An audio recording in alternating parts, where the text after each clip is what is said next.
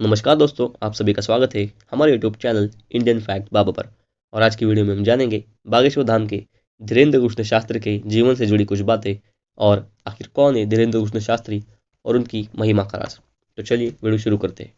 पहले हम जानते हैं बागेश्वर सरकार धीरेन्द्र कृष्ण शास्त्री का प्रारंभिक जीवन। धीरेन्द्र जी का जन्म 4 जुलाई 1996 को छतरपुर के पास स्थित गड़ागंज ग्राम में हुआ था। इनका पूरा परिवार आज भी उसी गड़ागंज में रहता है जहाँ पर प्राचीन बागेश्वर धाम का मंदिर स्थित है। इनका पिताघर भी यहीं पर है। यही इनके दादाजी पंडित भगवान दास गर्ग सेतुलाल भी रहते थे।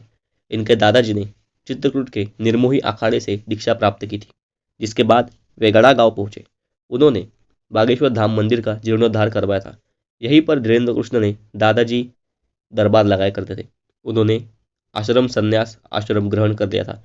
धीरेन्द्र महाराज के गड़ागंज वाले पैतृक घर में माता पिता व उनका एक छोटा भाई भी रहता है। इनके पिताजी का नाम रामपुरपाल गर्ग है, जो नशे के आदी थे, जिस कारण वह ज्यादा कुछ करते नहीं थे। इनकी माताजी का नाम सरोज गर्ग है। धीरेन्द्र के छोटे भाई शालीग्राम गर्ग जी महाराज है, वह भी बालाजी बागेश्वर धाम को समर्पित है। धीरेन्द्र के पिताजी के कुछ न करने के कारण परिवार की आर्थिक स्थिति बहुत खराब थी। 3-3 दिन तक खाने का अभाव रहता था। जैसे तैसे गृहस्थी चला करती थी।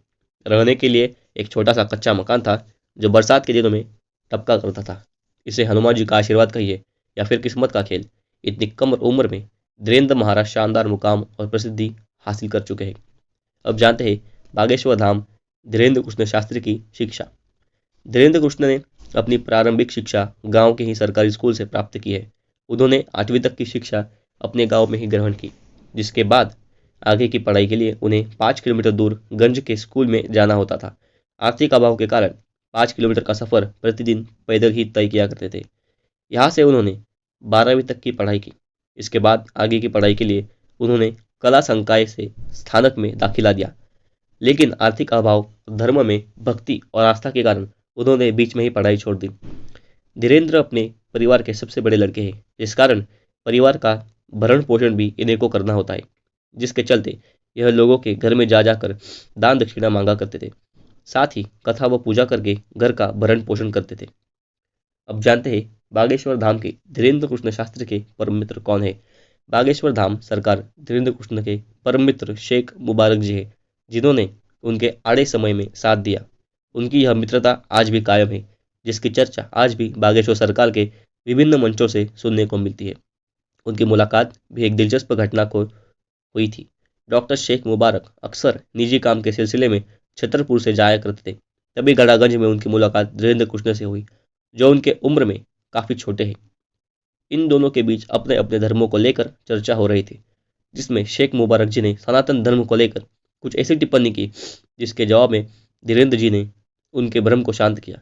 इसके बाद वे अक्सर बागेश्वर धाम सुंदरकांड का पाठ सुनने आया करते थे, जिसके परिणाम स्वरूप उनके जीवन में कुछ चमत्कार हो गए। शुरुआती दिनों में पंडित धीरेन्द्र कृष्ण की आर्थिक स्थिति बहुत अच्छी नहीं थी। तभी धीरेन्द्र कृष्ण की बहन के विवाह में शेख मुबारक ने उनकी आर्थिक मदद की, साथ ही विवाह के सभी कार्य संपन्न करवाए। अब जानते हैं बागेश्वर धाम के धीरेन्द्र कृष्ण को ज्ञान की प्राप्ति कहाँ से हुई। धीरेन्द्र कृष्ण का जन्म शुक्ल वंश के ब्राह्मण परिवार में हुआ, जहाँ शुरू से ही कर्मकांड होता रहता था। इनके दादाजी एक प्रभावशाली संत थे, जिसके कारण धीरेन्द्र को बचपन से ही गुरु कृपा मिली। इनके दादाजी बागेश्वर धाम में ही रहते थे। उसी गांव में इनका जन्म हुआ, जिस कारण पूरा परिवार प्रतिदिन बागेश्वर धाम जाया करता था। यही पर इनके दादाजी के गुरु सन्यासी बाबा की समाधि है। सन्यासी बाबा भी इनके ही वंश से संबंधित है, जिन्होंने 320 वर्ष पहले समाधि ले ली थी। धीरेन्द्र व उनके दादाजी के साधना गुरु सन्यासी बाबा ही है। धीरेन्द्र के दादाजी भी बागेश्वर धाम में सरकार लगाते थे। 11 वर्ष की अवस्था में धीरेन्द्र ने भी अपने दादाजी के दरबार में अर्जी लगाई। उन्होंने घर के अभाव ग्रस्त जीवन से छुटकारा पाने के लिए आशीर्वाद मांगा। तब इनके दादाजी ने धीरेन्द्र को अपना शिष्य बना लिया, फिर बागेश्वर धाम की सेवा करने का संकल्प दिलाया। धीरेन्द्र का मानना है कि उन्हें जो भी ज्ञान व अलौकिक शक्तियाँ प्राप्त हुई है, वह सभी उनके दादाजी और सन्यासी बाबा की कृपा का ही परिणाम है। उनके दादाजी पहले से ही गृहस्थ आश्रम को छोड़कर संन्यास आश्रम में प्रवेश कर चुके थे। 2010 में इनके दादाजी सेतुलाल गर्ग ने काशी में अपने देह को त्याग दिया। अब जानते हैं बागेश्वर धाम सरकार की महिमा का राज। छतरपुर जिले से मात्र 30 किलोमीटर दूर गंज के पास गड़ा गांव में ही बागेश्वर धाम स्थित है। यहाँ पर लगभग 300 वर्ष पुराना हनुमान जी का मंदिर है। यहाँ की महिमा यह है कि जो भी श्रद्धालु सच्ची भावना और भक्ति से अपनी समस्याओं को लेकर यहाँ आता है, श्री राम जी की कृपा से हनुमान जी उसकी सभी मनोकामना को पूरा कर देते हैं, उनके सारे कष्ट को हर लेते हैं। इस मंदिर के पुजारी व प्रमुख श्री धीरेन्द्र कृष्ण शास्त्री को हनुमान जी की विशेष कृपा और सिद्धियां प्राप्त है। इस दरबार में आने वाला कोई भी व्यक्ति खाली हाथ और निराशा होकर नहीं जाता।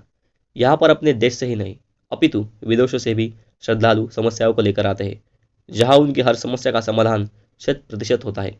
लोगों द्वारा यह भी ज्ञात हुआ है कि यहाँ पर हनुमान जी की अदालत लगती है।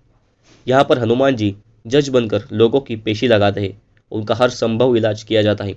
यहाँ पर कैंसर जैसी बीमारियों के साथ भूत प्रेत व ऊपरी बाधाओं में मरीजों को ठीक होने का दावा किया जाता है। बागेश्वर धाम की खासियत यह है कि यहाँ पर श्रद्धालुओं को अर्जी लगानी होती है।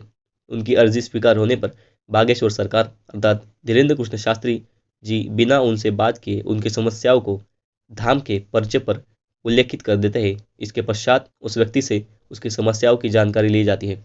उसके द्वारा बताई गई सभी समस्याएं पहले से ही पर्चे पर 100% अंकित होती है। इस बात की पड़ताल बड़े बड़े मीडिया चैनल व धर्म को न मानने वाले लोगों ने की, लेकिन अंत में उन्हें भी बागेश्वर धाम में होने वाले चमत्कारों के आगे नतमस्तक होना पड़ा। बागेश्वर धाम में होने वाले चमत्कारों को लेकर धीरेन्द्र कृष्ण शास्त्री का कहना है कि उस दिव्य आत्मा से जुड़ने के लिए ध्यान विधि योग का प्रयोग करते हैं, जिसे त्राटक भी कहा जाता है।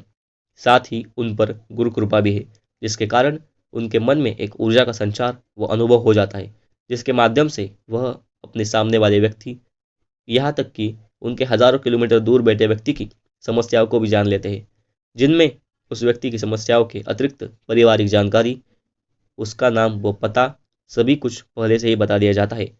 साथ ही उसका उपचार भी हो जाता है। अब जानते हैं बागेश्वर धाम में अर्जी लगाने का तरीका।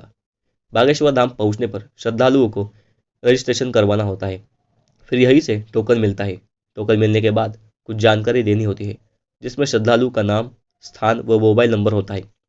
रजिस्ट्रेशन करवाने के बाद फरियादी को बालाजी अर्थात हनुमान जी व महादेव शिव को अर्जी लगानी होती है। मंदिर परिसर में हजारों की संख्या में लाल व काले रंग की पोटली बंधी दिखती है। फरियादी को भी एक लाल रंग के कपड़े में नारियल बांधकर मन में अपनी समस्याओं को दोहराना होता है। इस पोटली अर्थात अर्जी को बांधना होता है। इसमें लाल और काले रंग की अर्जी है। अंतर यह है कि काले रंग की अर्जी सिर्फ भूत प्रेत बाधा वाले व ऊपरी समस्याओं से ग्रसित व्यक्ति बांधते हैं, जबकि लाल रंग की अर्जी अन्य सभी समस्याओं के लिए बांधी जाती है। अर्जी बांधने की जगह पर महादेव और महाबली का मंदिर है, जहां अर्जी लगाने के बाद फरियादी 21 बार परिक्रमा करते हैं। इस दौरान मन में मुरादे लगातार दोहराया जाता है। ऐसी मान्यता है कि इस जगह पर धाम की सभी अलौकिक शक्तियां निवास करती है। इसी जगह पर लिंकन तो 3 संतों की भी समाधियां है, जो बागेश्वर सरकार के गुरु है, जिनकी शक्ति आज भी इस धाम के अंदर समाहित है।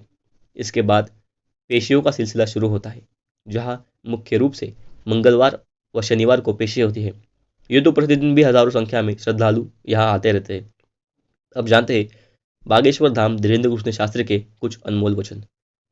पहला, जो विद्यार्थी प्रतिदिन माता पिता व गुरु को प्रणाम करता है, उसकी आयु बढ़ जाती है, उसकी विद्या बढ़ जाती है, उसका यश बढ़ जाता है, उसका बल बढ़ जाता है। नंबर 2, दुख का झूला जितना पीछे तक जाएगा, सुख का झूला उतना आगे तक पहुंचेगा। जिंदगी में झूला जितना पीछे तक खींच जाता है, वो उतना ही आगे तक जाता है। नंबर 3, प्रत्येक व्यक्ति के जीवन में अभाव की बहुत आवश्यकता है। जब तक अभाव नहीं होगा, वो प्रभाव के महत्व को नहीं समझेगा, अभाव का जीवन नहीं समझेगा। सीधा प्रभाव प्राप्त हो जाएगा तो अभावग्रस्त व्यक्ति भावनाओं को समझना बहुत कठिन होगा। नंबर 4, जितना भजन अभाव में हो सकता है, उतना प्रभाव नहीं। दोस्तों, अगर आपको हमारी वीडियो पसंद आई हो या हमारी वीडियो में से कुछ भी पसंद आया हो, तो हमारी वीडियो को लाइक, शेयर और चैनल को सब्सक्राइब करना ना भूलें और ऐसे ही वीडियोज़ के लिए हमारे चैनल पर बने रहें।